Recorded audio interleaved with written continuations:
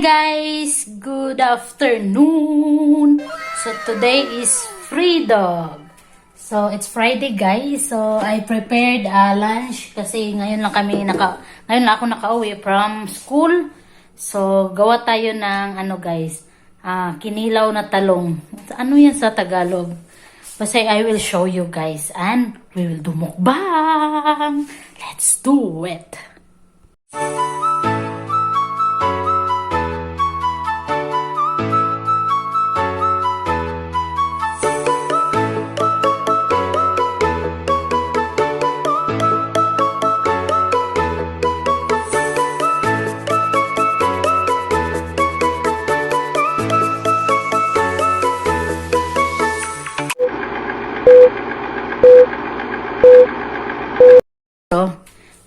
Mga leftover namin guys.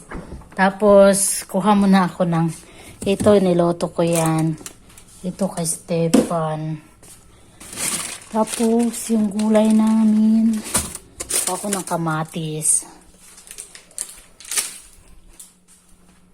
At saka onion. Maliit na onion. Yan guys, tas lagyan ko ng sili. Yan, may sili pa akong isa. Yan. So, gawa tayo ng kinilaw guys na talong. See, I have talong here. Ano ko muna, gilapuan ako guys. Tapos lagyan ko ng mga lamas-lamas. So, this is it, pansit.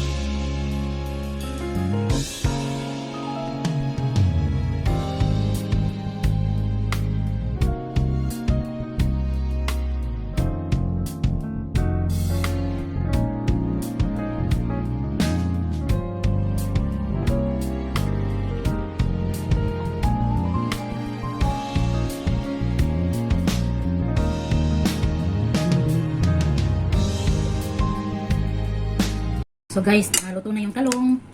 So, inano ko ng maliliit na slice. Tingnan natin kung may mga uod. At wala naman. Slice lang natin ng konti. Yan. So, ilagay na natin sa ating yanan. Ilagay na natin yung talong guys.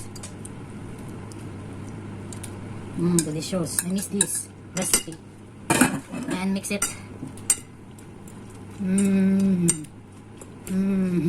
With chili. Kinilang talong.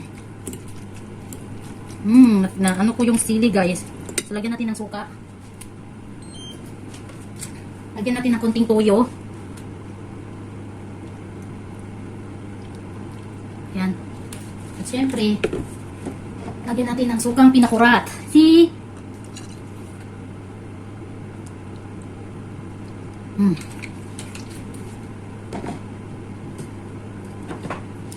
Konting pepper. Yan.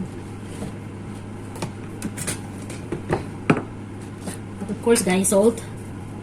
Salt. Yan. 2,000 years later.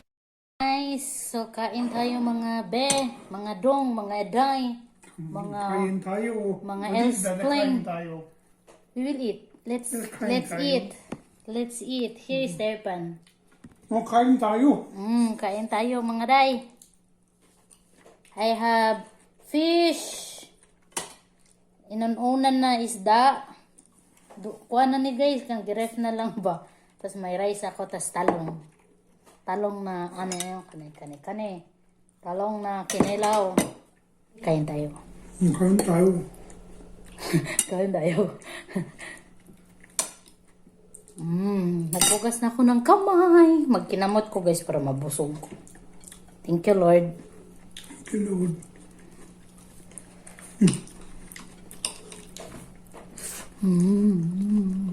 Spicy. The eggplant. the eggplant? Maybe I put chili. Maybe you will eat the chili. No, really. Maybe if I eat that one, I will be... my face will become tomato.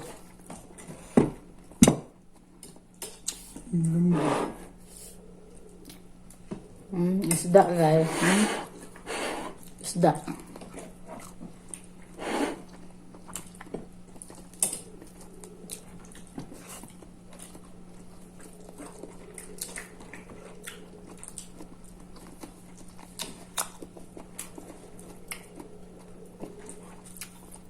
So nice the talong.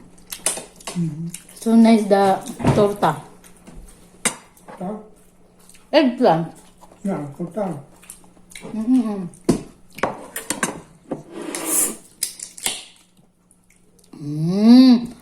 Baboy. Baboy.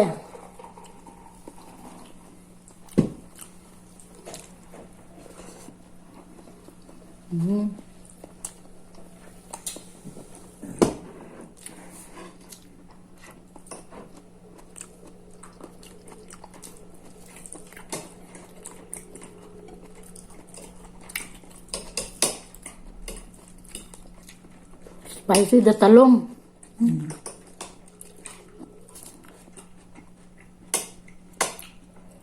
Talong.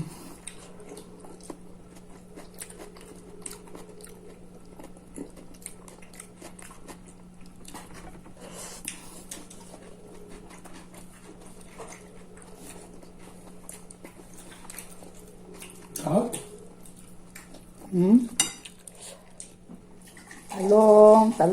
Talong. Torta. You know the eggplant, right? Torta. Kota.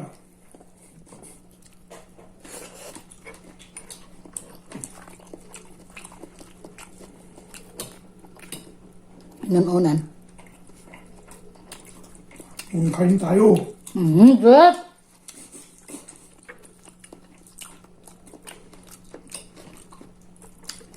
Kain tayo. They like to hear your Bisaya. The chili.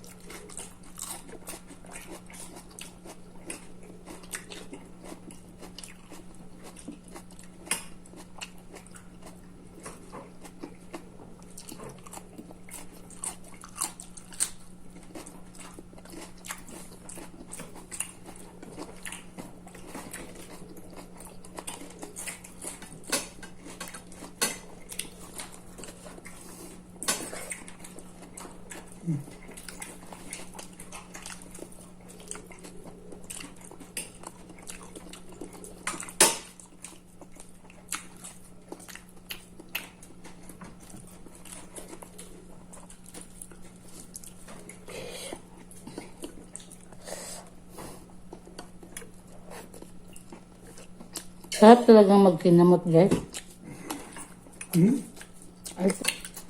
Because if you will do by your hands in eating, you feel that you are full, you are satisfied. Yeah, I don't know. Maybe that we will eat in hand. By hand. In Bisaya, it's kinamot. It is kinamot. Kinamot? Mm.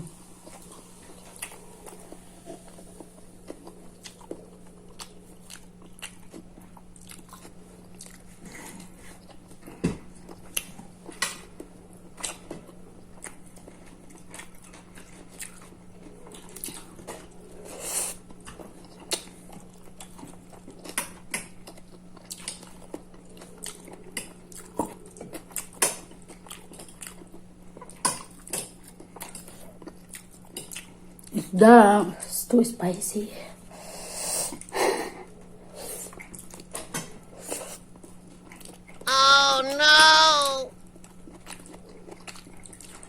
If you do that one, if you have a children and they do that one, then go to school to eat by the army. Maybe the teacher will be very angry.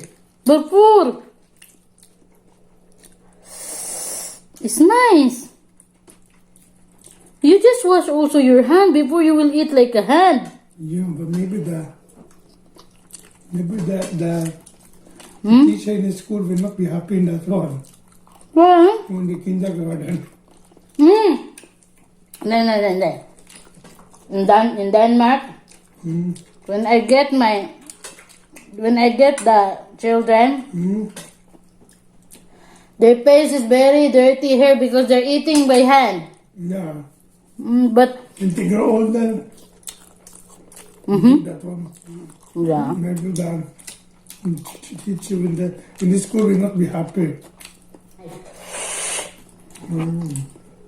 But usually, most of the time I only use one. I only use the fork.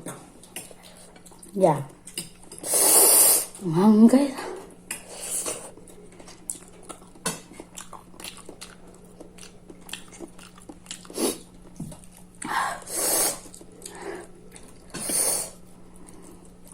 Buta ni Lolo. Papa ko naman guys, di ko anan ako niya. Di ipusan.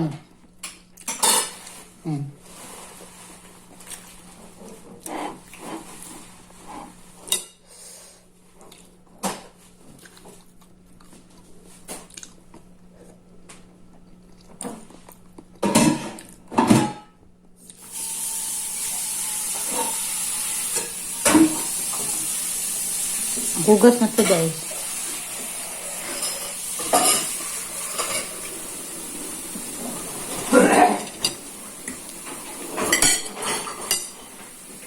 Guys, thank you for watching. Hey do everybody.